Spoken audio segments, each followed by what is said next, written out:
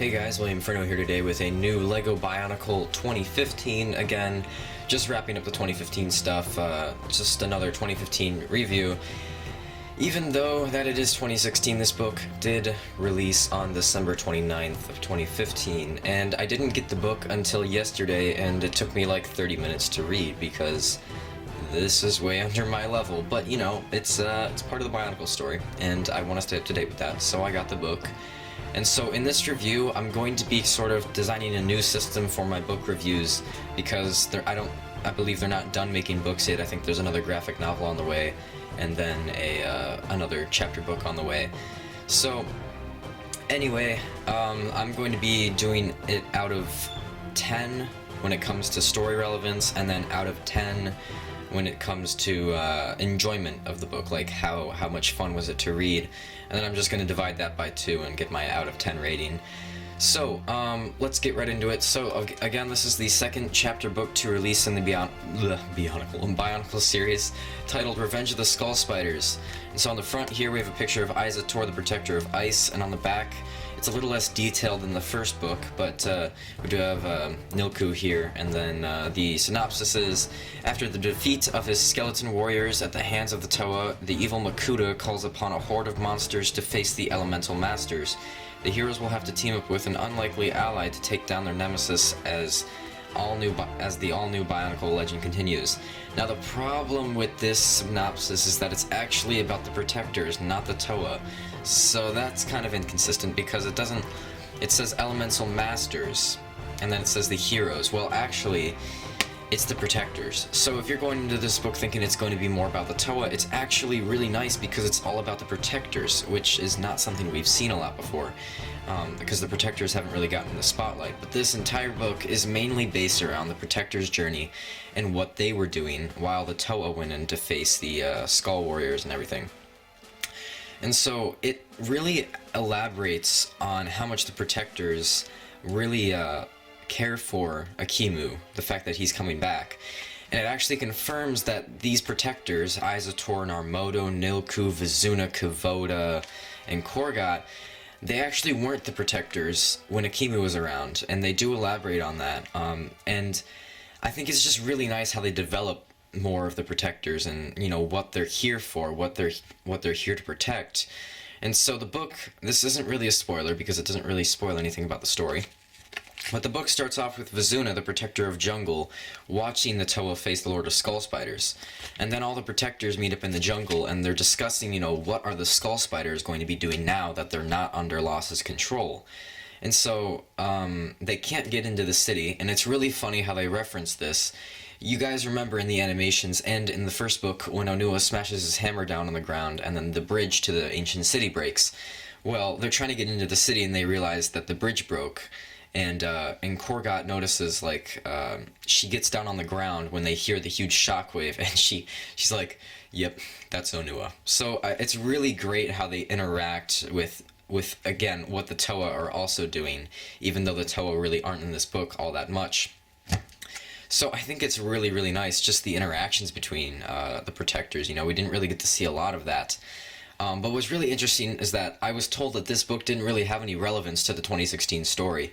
And it doesn't continue into 2016, but it does actually give you a lot of hints towards 2016. The biggest one being when the Protectors, they get across a bridge, and they go and they find these carvings of the ancient creatures. And I won't spoil anything about what it says, but basically it elaborates more on what the creatures used to be to the island. And if you don't know, the creatures are the 2016 $10 sets that can unite with the new Uniters. So it does feature some relevance to 2016, which is actually really, really nice. Yeah, and then it also, if you guys wanted this, it does tell you what happened to Loss. So if you guys were like really mad, like we didn't really get a proper ending to Lord of Skull Spiders, this one sort of does, although I will warn you, Lord of Skull Spiders doesn't really have a lot of time in here. I should say like text time rather than screen time. He doesn't really get a lot of stuff going on in here. There's not really a huge fight scene. But there is a huge fight scene between the Protectors and a bunch of Skull Spiders, like I think a couple thousand, it said. So it is a really big, epic ending, which is really nice. And then they introduce a new character, and the character's name is Harvali, or something like that, and it is a female jungle tribe villager. And she basically is an archaeologist who went and stumbled upon some stuff and then got trapped. And it actually does feature a new, it doesn't call them Arahi, but it does feature a new beast in here, which is a snake. And I won't spoil what happens for him because I'm trying to make this as non-spoilery as possible. But I do want to elaborate on a few things because I want you guys to know that this book is really good. So, story relevance-wise, also, I have to say that the ending is much better than what we also got with the animations in the first book. You know how it kind of just said Akimu like got up and was like, "All right, we're gonna like do some good stuff, and the Toa are gonna save us from darkness." Well, it didn't really tell you what happened to the ancient city and all that. This book does, which is really, really nice. It really elaborates on just bringing the protectors and the Toa and basically everyone together. So it's really well done. The ending feels much more complete than it did with the 2015 story.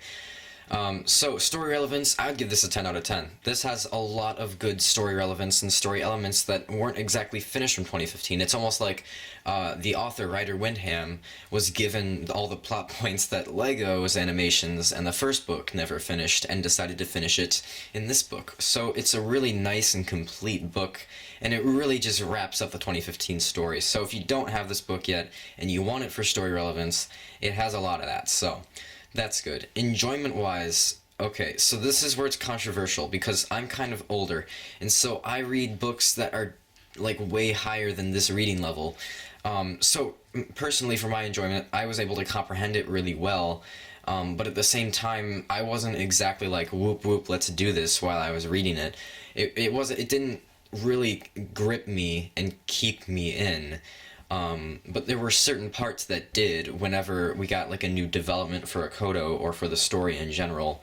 The detailing in this book really did grip me, but I just think sometimes in the book when Ryder would sort of clarify things that happened in the past that we already knew about, or some parts where the protectors would like find out something that we already knew the Toa were doing, especially in the end of the book when they sort of retell how Akimu was able to defeat Kolta.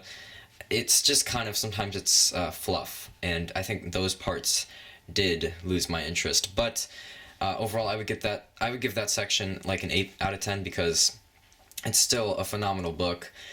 So overall, I give this book a 9 out of 10. I think it's a really good book. It's better than the first one because the first one, let's be honest, other than the first half, was kind of a manuscript from the animations. This is not. This is brand new story. This is completing 2015 as a whole and totally really nicely setting up 2016. And I do have to point out, it definitely feels like in this book, after I'm done reading it, the ancient city gives you an immense Metro Nui feel.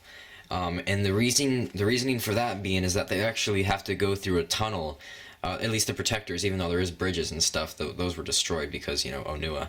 But the tunnel that they have to go through, it's heavily reminiscent of when the Toa Metru had to go through tunnels and such to get to Metro Nui, and it was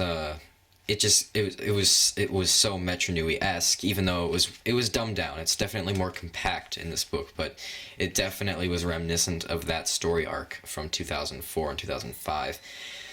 So anyway, that is all I have to say. 9 out of 10 in this book. Definitely get it if you're into the Bionicle story. And this is basically the last bit of 2015 that I'm able to get.